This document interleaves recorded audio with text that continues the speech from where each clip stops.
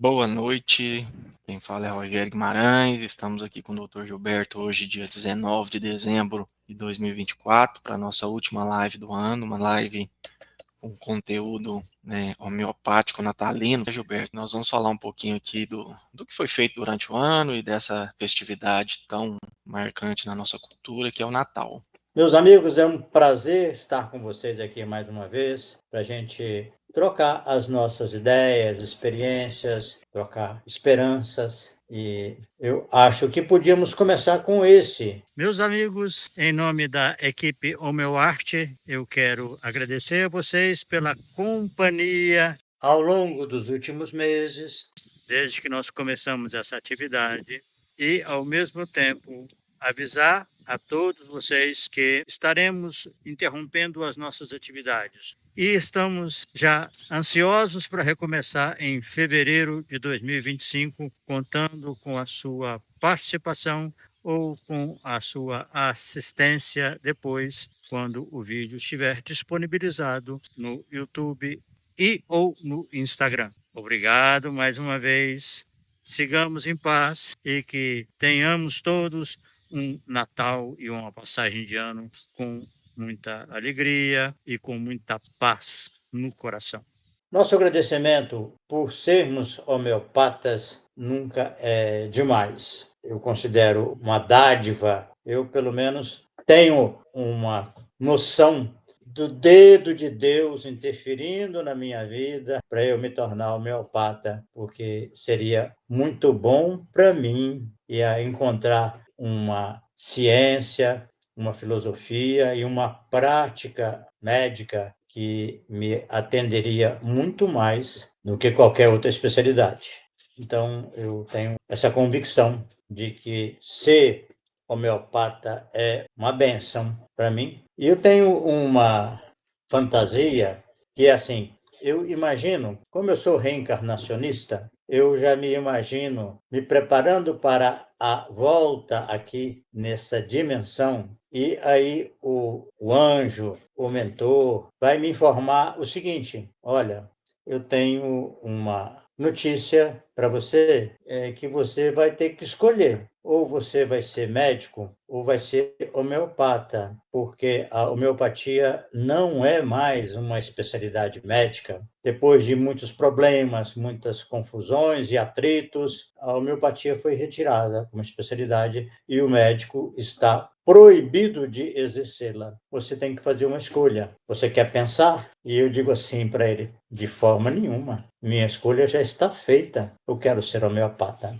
Porque é uma gratificação tão grande, é um privilégio imenso viver com essa base de informação que me permite, especialmente, eu começo com a questão da unidade mente-corpo, o quadro psicoafetivo, que ao se transtornar de alguma forma, vai se manifestar no corpo. E isso me encanta muito, porque é uma coisa revolucionária no conhecimento. A maioria das pessoas, mesmo os psicossomatistas, ainda não chegaram nesse nível de compreensão. Ainda que eu já tenha lido no livro do Perestrello, que eu até cito no Homeopatia e Saúde, que ele fala que a doença é o ponto máximo da trajetória de vida da pessoa, mas não faz essa união, essa fusão entre o psicoafetivo e a manifestação orgânica.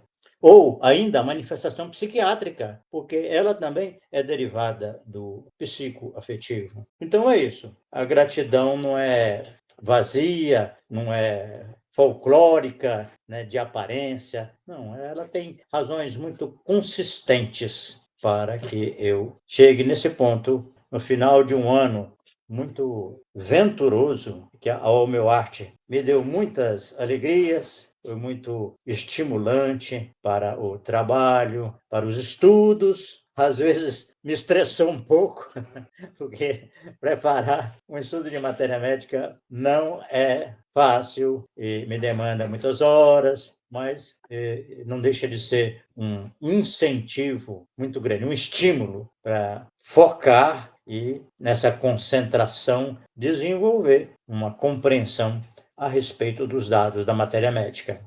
E aí, Rogério, eu falo também já dirigindo aos estudantes de medicina, odonto, que mais? Veterinária, Que, agronomia, farmácia. Bruno, que estudar homeopatia, fazer homeopatia, é bom, sabe para quê? Para a inteligência. Porque o estudo de alguns aspectos, especialmente da matéria médica, é um desafio, porque os dados que constam na literatura são muito originais, estranhos, né? O dado homeopático, né? O dado da matéria médica bom é aquele efeito estranho, raro e peculiar. Esse aqui é o bom. Tão consistente, ele tem uma capacidade de expressar alguma coisa, né, um conceito de uma forma tão original e, ao mesmo tempo, de maneira muito resumida, que dá trabalho. Você tem que colocar aqui, né, os neurônios para investigar, para pensar, né? Muitas vezes você tem que pegar algum conceito e levar para o seu dia a dia, dormir com ele, né? Para no dia seguinte você ter a sensação que realmente evoluiu no seu entendimento a respeito do que está ali contido nos livros de matéria médica. Então, pensem nisso, porque, infelizmente, em muitos casos, se o profissional de saúde não tomar cuidado, ele fica fazendo uma rotina, seguindo, né, obedecendo protocolos, e isso, Checklists. checklist, e isso, sinceramente, emburrece a pessoa. Porque alguma rotina você tem que ter na sua prática, é claro, mas só fazer isso anos e anos seguidos é uma perda de inteligência, perda de curiosidade. A curiosidade é uma coisa fantástica para você se dedicar, para você pegar algum tema, algum assunto, algum conceito e esmiuçar aquilo na busca de uma compreensão um pouco mais proveitosa, um pouco mais complexa, que você vê de um lado, vê de outro e vê como é que as coisas se interrelacionam. Então, eu vejo que a homeopatia é esse campo, um campo aberto para que a gente possa plantar, né? Então tem que arar o chão, né? E aí você vai semear e vai colher, né? Você tem que tirar o mato, né? De vez em quando tem que tirar o mato, espera, está crescendo, tira mais o mato outra vez e até que você chega na colheita. Não é isso, Rogério? Muito belas suas palavras, Gilberto. E enquanto você falava, me veio aqui à mente eu quero que você faça uma associação aí entre o significado, é lógico, a sua percepção do significado do Natal, né? Toda a representação que o Natal tem para a nossa sociedade, né? Principalmente a nossa sociedade ocidental, judaico-cristã, e com a homeopatia, certo? E depois eu quero comentar sobre isso. O que você fala para nós assim que a gente pode associar entre homeopatia e Natal? Eu acho que a homeopatia é, como eu disse, uma oportunidade extraordinária, né, para o desenvolvimento da pessoa. Independente dos benefícios que a gente vai proporcionar para algumas pessoas, dos fracassos que fazem parte da prática de qualquer especialidade, que são inevitáveis, né? Mas o Natal é uma festa de ternura e que eu entendo que a figura de Maria se destaca, né? Isso vai se confirmar lá adiante, quando Jesus tem 12 anos e que ele se afasta dos pais que ficam procurando por ele e demoram, né? Eles voltam na caravana para Nazaré, mas não encontram mais o menino. E eles voltam a Jerusalém e ainda demoram 3 dias eu sempre vejo os números no Evangelho como sendo simbólicos. Por exemplo, dizem que Jesus começou a atividade pública aos 30 anos e morreu aos 33. Eu acho que esses 3 anos são simbólicos, porque 3 significa começo, meio e fim. As coisas naquela época não tinham a dinâmica que nós temos hoje, por exemplo. A atualidade, as coisas às vezes são tão rápidas que a gente, quando se dá conta, alguma coisa já aconteceu. Mas naquela época não, as coisas eram mais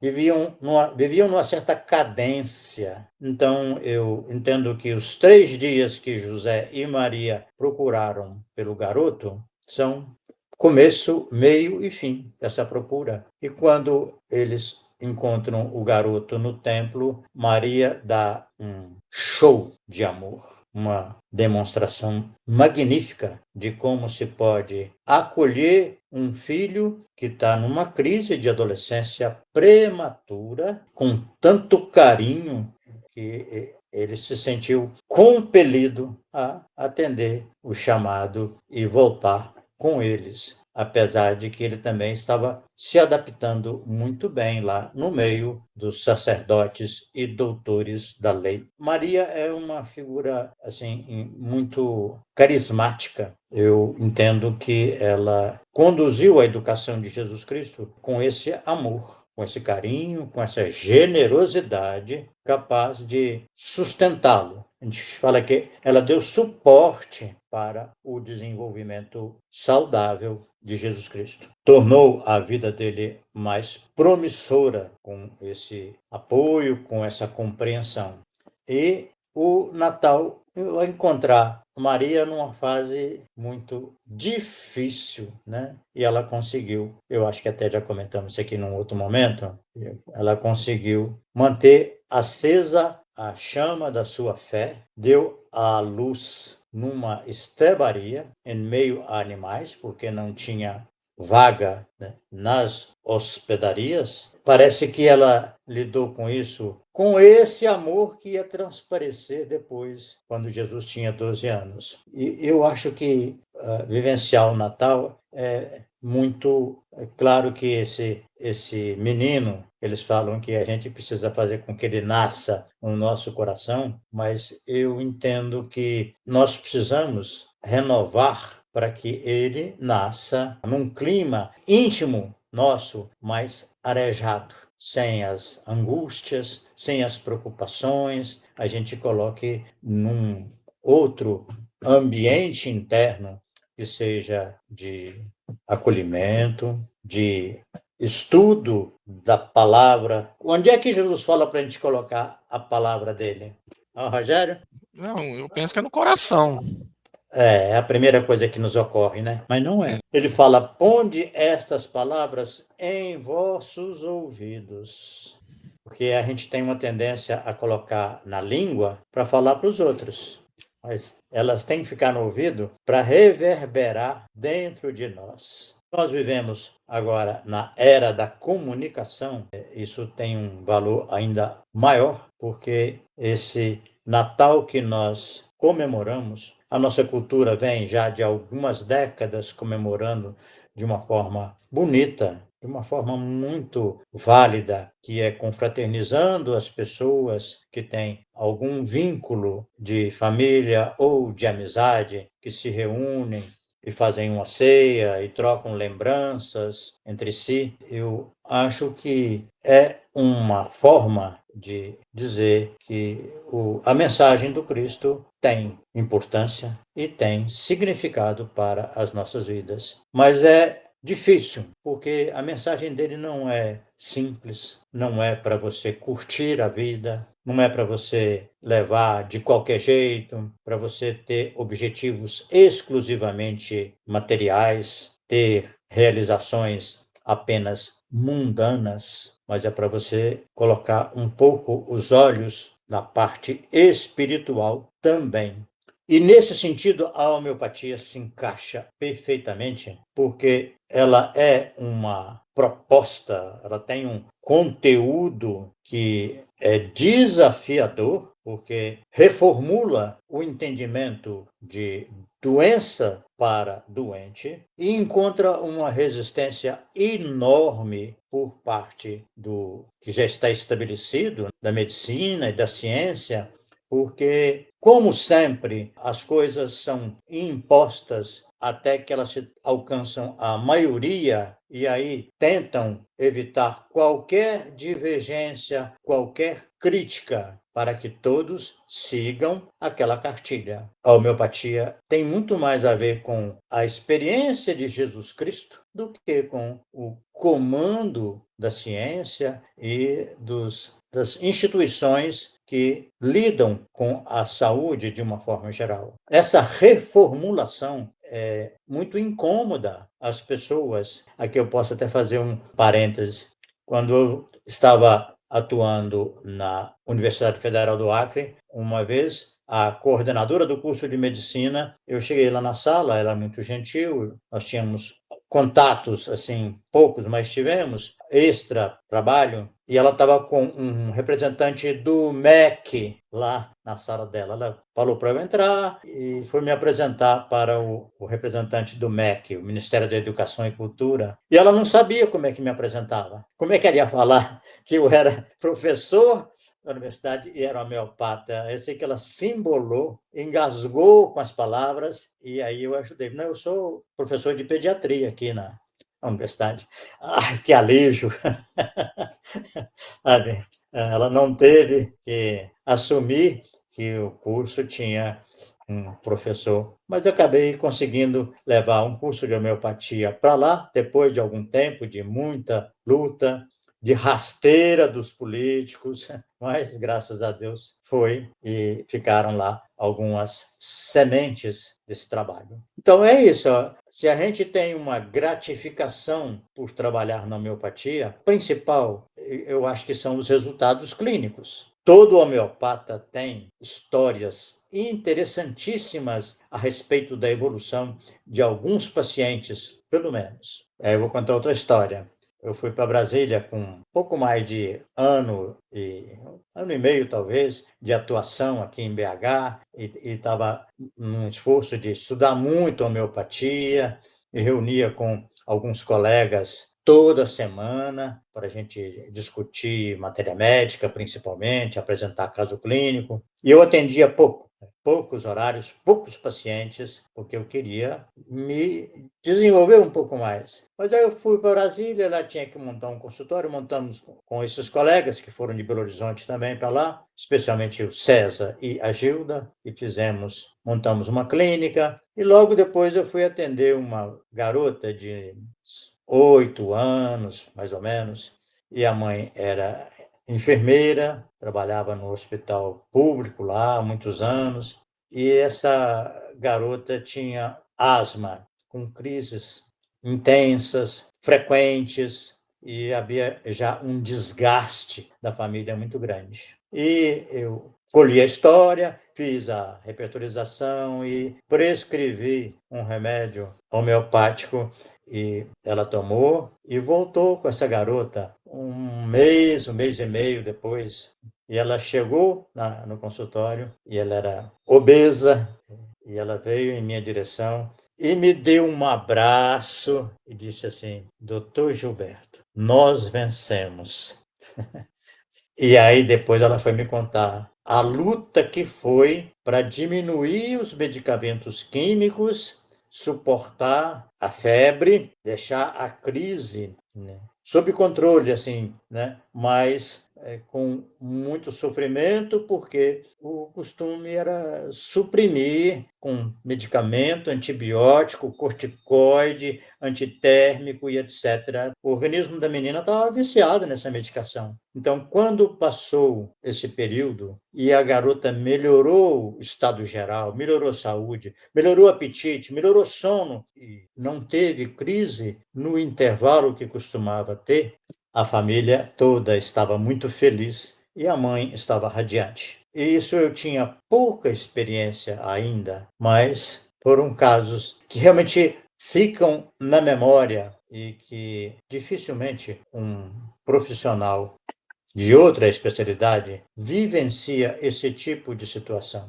porque a melhora do paciente é global, tanto na parte orgânica quanto no temperamento. É esse o objetivo do homeopata em todos os casos. É claro que o tempo me trouxe alguns fracassos e alguns foram muito doloridos, porque o paciente chegou a melhorar de um quadro grave, quadro complexo, mas não quis manter a disciplina que ele precisava para sustentar a cura. E, embora tenhamos conversado claramente sobre isso, ele optou pelo pequeno deslize, que ele achava que não ia ter maiores implicações, mas aí a recaída foi estupenda e ele voltou ao quadro anterior e piorou ainda mais. Então, Rogério, não sei se eu estou respondendo muito, eu estou floreando demais, né? Mas eu vejo que a homeopatia é uma oportunidade. Se você, sabe, você é profissional de saúde,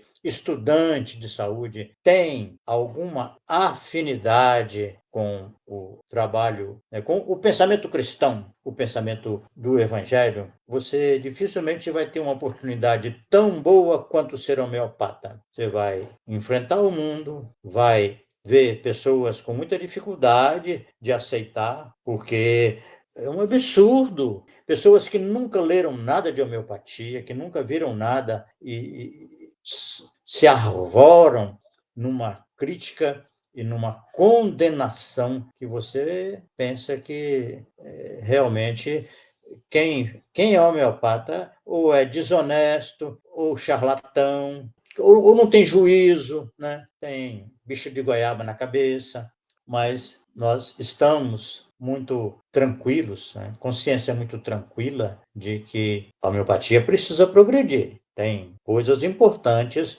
que precisam ser recicladas e desenvolvidas com mais profusão. Entretanto, a base é boa demais. A base, o chão, né, que os homeopatas clássicos arrumaram, é um chão muito gratificante, muito instigante para que a gente continue e que a gente aperfeiçoe no que for possível. Cada geração vai acrescentando alguns pontos. Como dizia o professor Marci Elizalde, um excelente professor argentino, ele dizia: a homeopatia está nas fraldas. Os princípios que a medicina convencional se apoia, ele dizia, tem 5.000 anos. Mas a homeopatia não tem nem 200. Na época que ele dava aula, né? Não tinha nem 200 anos. Então, nós estamos com esse projeto, que na verdade é uma nova medicina. Uma medicina que cura a pessoa e, consequentemente, a doença. Não temos como objetivo tratar apenas a doença, porque essa doença surgiu de uma forma de ser. E se isso não for tratado, essa forma de ser não for curada, a doença vai recidivar, né? Vai ter uma recaída dessa doença no mesmo local ou em algum local pior ainda. E aí, Rogério? Ó, Gilberto, Respondi? respondeu e ampliou, né? Não. Mas quando eu fiz a pergunta, a minha percepção é a relação entre a homeopatia e o Natal é que o Natal é uma época de, podemos dizer, de renascimentos, né?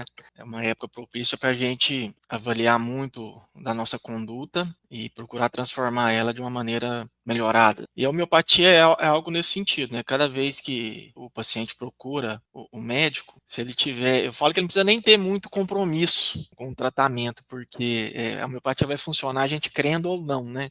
Ah, eu não acredito em homeopatia. Quantos pacientes já falaram isso, né? Para mim, imagino que para você e para vários colegas. Ah, eu não acredito muito em homeopatia, eu tô aqui porque é a minha última salvação, porque eu já tentei aquilo, né? Igual você citou o caso aí da criança com asma. E cada consulta homeopática é uma forma de renascer. Quando você vai lá e cita aquelas questões que estão te trazendo, físicas ou mentais ou emocionais, sentimentais. Então, a relação que eu vejo da homeopatia com o Natal é isso. É sempre uma oportunidade, né? Então, eu faço a seguinte analogia: cada consulta homeopática é um Natal, porque é uma oportunidade, sim, do paciente renascer e do médico também. Eu não me lembro quem me disse que agradeça a todo paciente que retornar consulta com você, porque certamente você vai aprender muito com ele. Então, o médico também, a cada consulta, primeira consulta, retorno, enfim, é uma oportunidade muito grande da gente se tornar um ser humano melhor, né? Que é esse que é o principal significado do Natal para mim, né? Com esse objetivo que eu sou médico, né? Assim como você disse, se a homeopatia um dia deixar de ser especialidade e me perguntarem, que eu também sou reencarnacionista, né? Você quer ser médico ou você quer ser homeopata? Certamente, sem pestanejar, né, eu responderei que eu quero ser homeopata, porque a homeopatia ela tem uma profundidade, tanto médica quanto pessoal, que eu digo assim, até é inexplicável, né? Assim, o que a gente vê pessoalmente como médico e nas relações médico-paciente, o quanto é profundo, o quanto é transformador, o quanto cura, porque eu fico vendo perfeitamente que é possível a gente curar uma pessoa e ela morrer, ela, vamos falar assim, ela morrer doente, né, assim, não com a doença, mas ela tem que morrer, né, de alguma maneira, por algum motivo a gente vai morrer, mas morrer curado, com nossa alma, com nosso espírito, em paz, em tranquilidade, mesmo que o corpo não esteja nas condições que a gente gostaria. Enfim, não sei se eu fui claro, quando eu fiz a pergunta foi essa, né, com esse intuito de fazer essa analogia. E aproveitando aqui, vamos continuar esse papo que está muito, muito produtivo. Agora é minha vez de fazer pergunta, né? Ah, pode fazer, porque eu já ia emendar com o ano novo, mas eu já queria aproveitar e falar, mas faça a sua pergunta que depois eu faço outra. É porque você tocou num ponto muitíssimo importante, né? Que é o profissional, como que ele lida com o paciente na consulta, no retorno, dentro do potencial que a homeopatia oferece para o tratamento e, eventualmente, a cura do paciente. E como é que você vê esse papel? Como é que o que que você tem desenvolvido, né? O que você tem aprendido e desenvolvido para ser esse interlocutor, né? Porque a consulta homeopática proporciona uma experiência muito psicoterapêutica, porque a pessoa costuma voltar em certos momentos difíceis, certas experiências ruins, que na maioria das vezes tem relação com a doença, né, que ela está procurando tratamento. E isso a gente sabe que faz parte do tratamento, essa exposição. Isso é muito estudado na psicologia, né? A exposição é o primeiro grande recurso terapêutico. Mas o que que você tem aprendido e você acha que deve ser levado em conta pelo homeopata para acompanhar a consulta e o retorno do paciente? Olha, Gilberto, eu tenho cada vez mais percebido o quanto é importante o profissional homeopata, o médico, entender o que é um sintoma homeopático, né? Eu percebo que muito de nós tem uma dificuldade muito grande de entender o que é um sintoma homeopático, né?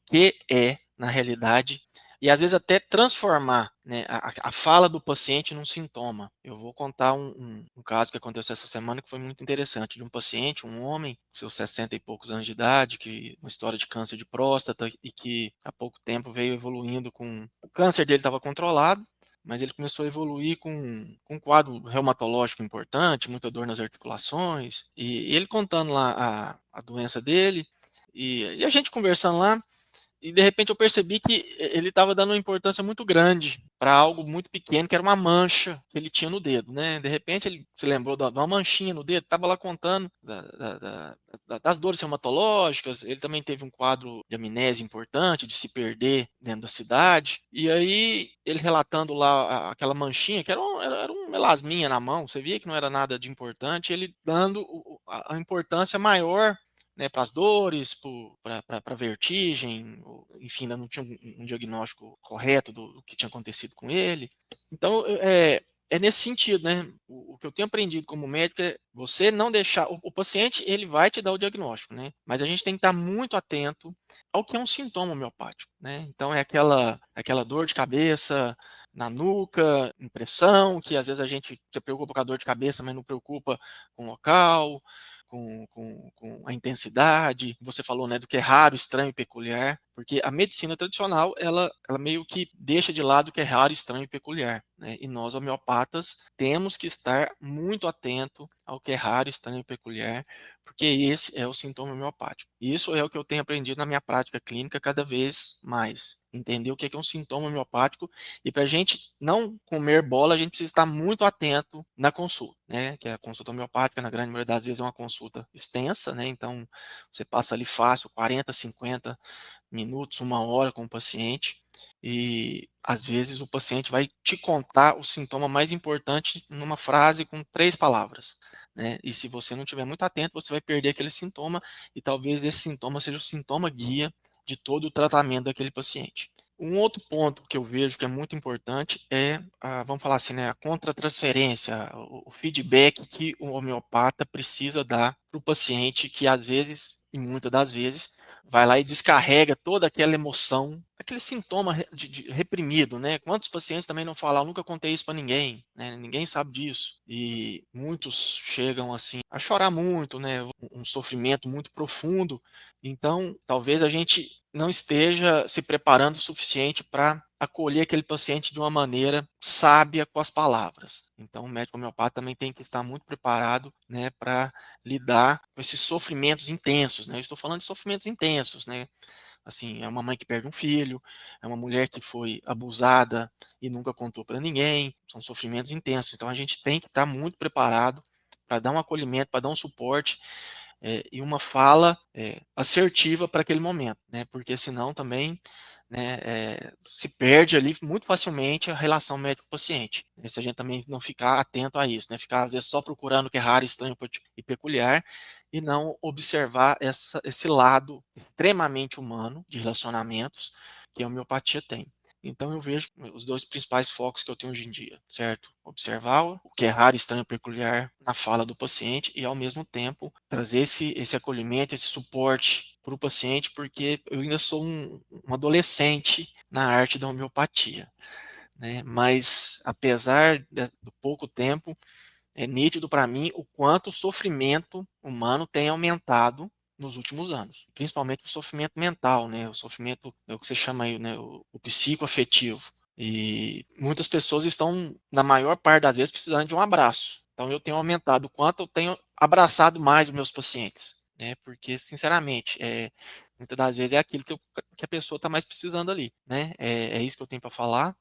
E gostaria muito da sua contra-referência a respeito do que foi dito. Não, eu acho que você praticamente esgotou o assunto, sabe? Nós temos que estar com o paciente, fazer um esforço, sim, para deixar os nossos problemas pessoais fora. Você chega no consultório, você não tem problemas, você está tranquilo.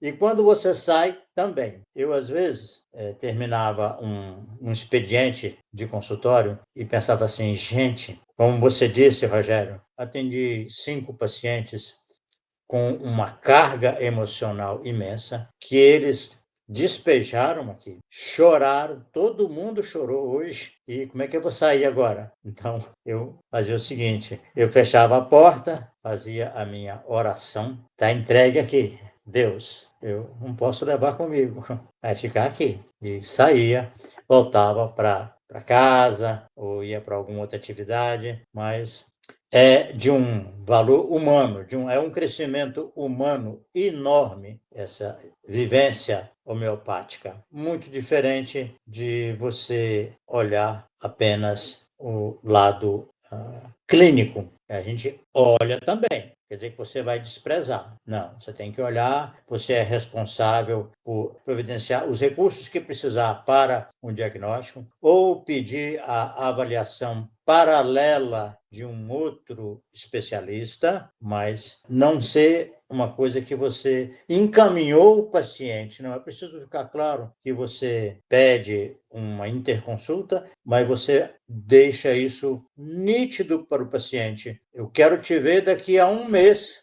Vai marcar um retorno para a gente avaliar a sua evolução. você vai se observar de uma forma geral, tanto a parte física quanto o temperamento, para você voltar e me contar o que mudou e o que não mudou. É muito importante a gente dar também esse balizamento para o paciente, o nosso interesse que ele retorne, porque a gente sabe que tratar a pessoa geralmente depende de um acompanhamento, uma sequência de consultas. Nós não temos a intenção, já que estamos no Natal, de ser como Jesus Cristo, que curava com uma intervenção só. Rarissimamente tinha uma continuidade, como foi o caso do paralítico, que ele curou, que estava lá no tanque de Betesda, e encontrou de novo com ele no templo e fez uma advertência. Eis que já está são, não peques mais, para que não te aconteça alguma coisa pior. Eu acho esse caso assim emblemático para os pacientes que apresentam uma melhora significativa no seu quadro geral, e eu costumo, nas poucas oportunidades que eu tive de lidar com pacientes um pouco desatentos em relação ao valor desse tipo de resposta, eu falo para ele: olha, você recebeu uma dádiva, faça por merecer, porque se a esse nível de detalhe eu não cheguei com o paciente, não me lembro de ter falado para ninguém, mas assim, se quem foi curado por Jesus Cristo podia ter algum problema pior, podia ter uma recaída ainda mais grave, imagina quem foi curado por um reles homeopata. Eu acho que vale a pena a gente ver também por esse lado. Não é, Rogério? Sem dúvida, né, Gilberto? A saúde é muito dinâmica, né? A impermanência da vida ela é um fato, né? Tudo pode mudar a qualquer momento. Então, se a gente não tiver o orar e vigiar, né, fortalecido, é muito fácil a gente se perder nesse caminho, né, no correto. Né? Eu sei que essa questão do que é certo e errado, qual que é o caminho correto, né? É difícil, né? E se a gente for começar a falar disso aqui agora, a gente não acaba. Mas, enfim, o vai não peques mais, eu já usei e espero continuar usando algumas vezes, né, essa fala. São duas falas aí de Jesus, que uma é o vai não peques mais, você está curado, mas cuidado com, né, entendendo o que é pecado, né? Porque muitos pacientes, às vezes, quando atingem lá o objetivo, né, eu quero emagrecer, né, emagrece, atividade física, hoje está chovendo, eu não vou fazer atividade física, ou então, final do ano, vou exagerar lá nos comes e bebes. E aí persiste até o carnaval, e aí depois do carnaval já fica mais difícil de orar e vigiar, estar atento, igual eu falei, né, durante a consulta, o homeopata precisa estar muito atento ao que o paciente diz, ao comportamento até postural do paciente, né, porque muitos trejeitos do paciente revelam algum com medicamento. Então a gente tem que estar realmente muito vigilante a respeito de tudo aquilo que envolve a nossa saúde. Tudo aquilo que envolve a nossa saúde envolve a nossa vida, né? Saúde e vida são sinônimos do entendimento, eu nem vou falar homeopático, mas do entendimento holístico do ser humano. Então é isso, Gilberto. Podíamos ver se alguém tem algum comentário a fazer. Ó, Aline, Juranda e mais aqui no meu Zilda. Aqui no meu Instagram tem um comentário da Silvia, que foi minha colega lá no CRPix, que é fonoaudióloga. Ela agradece pelas boas conversas, diz que nem sempre consegue assistir tudo, mas quando consegue, são sempre de grande proveito. Tá aqui no meu Instagram. Obrigado, Silvia. Um abraço. A Zilda está agradecendo pela dedicação. E eu digo para você, Zilda, que é um privilégio nosso, poder conversar essas coisas e deixar guardado no YouTube para quem se interessar depois. A Juranda enchendo a nossa bola, que nós somos excelentes, ótimas reflexões. Tá bem. Tá legal, eu acho que é isso. Perguntas ninguém tem, parece, né? Juranda está dizendo que a fala do Rogério foi didática para ela. Muito bem. A Aline, nós agradecemos muito a companhia de vocês. É bom ter uma parceria para a gente trocar ideias, discutir o assunto, né? Nos acrescenta. O Natal homeopático é isso, um compromisso com. Tem mais uma mensagem aí, Antônio Francisco. Sinto-me premiado com lives maravilhosas e esclarecedoras sobre casos clínicos e tratamento homeopático em 2004. Obrigado. Boas festas a todos do Rio de Janeiro. Que legal. Nós é que agradecemos. Quer falar alguma coisa para o Antônio Francisco, Rogério? Sim, o prêmio é nosso, né, o Antônio? Então, agradeço demais aí a sua fala e também já aproveito para agradecer todo esse ano de 2024. Eu sou suspeito para falar, mas eu tenho aprendido bastante, né? O Gilberto é um grande amigo e orientador aí há alguns anos. E 2025 já está logo aí, né? E certamente teremos alguns projetos sendo trabalhados aí. E é isso, né, Gilberto? Que É, tenhamos um Natal cheio de luz, né? Eu acho que a humanidade está precisando de luz, é. certo? E- Então, que sejamos iluminados aí no Natal, no Ano Novo, em 2025, que conseguimos continuar aí aprendendo e ensinando o que a gente aprende. É verdade. Então, Aline, você está dizendo aí, e no YouTube também, se vocês puderem manifestar alguma coisa para reforçar. Ó, a minha irmã Nora Lúcia. Pois eu até quero fazer um agradecimento à Nora, que eu vi ela apareceu aqui, né, Gilberto? Te É, conheci por causa da Nora. Então, a Nora, muito obrigado por ter comparecido aquele dia, que eu nem lembro, já faz uns anos. Mas se eu tô aqui hoje aham, com o Gilberto, começou lá com a Nora, lá em 2000, qualquer coisa, 2000, não, faz é. tempo. Lá em Um abraço. Tuiutaba, né? Não, foi em Uberlândia. Oi? Eu Ah, conheci a Nora tá. aqui em Uberlândia, É. né? Nós podemos responder também alguma coisa no YouTube, dialogar, manter essa conversa em andamento, tá bom? Sim, pessoal, Nós. tem mais agradecimentos aqui no meu Instagram também, da minha irmã. Parabéns pelas lives e feliz festa para vocês. E é Que isso. bom, a Aline é de Araxá, ó, Ó, que legal. vizinha nossa aí, né? Em Uberlândia, Isso. Tuiutaba. Que Muito bom, legal. Aline. Estamos próximos também fisicamente. Então é isso. Eu acho que o nosso Natal homeopático contemplou a homeopatia e o espírito natalino, né, com as nossas reflexões e que eu, né, aproveitei para tocar em alguns pontos do Evangelho. Entendo que podem ser úteis para todo homeopata. Nosso trabalho é realmente uma experiência única, a gente trabalhar com o ser humano e ter medicamentos que podem atuar profundamente, quebrando bloqueios, suavizando processos existenciais tão difíceis como o Rogério falou, traumas e coisas assim muito difíceis, e que a exposição para o homeopata é a primeira etapa dessa cura, mas um medicamento bem adequado pode dar a oportunidade da pessoa voltar à experiência e reformular. E isso,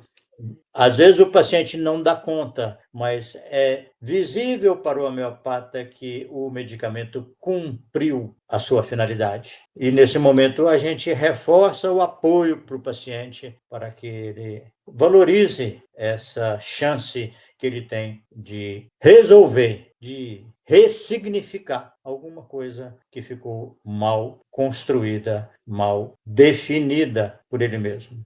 Despeço de vocês com carinho, gratidão e que o Natal encontre cada um de vocês numa alegria doida, numa fraternidade exuberante para com, especialmente, os seus próximos, para depois se irradiar por outras pessoas.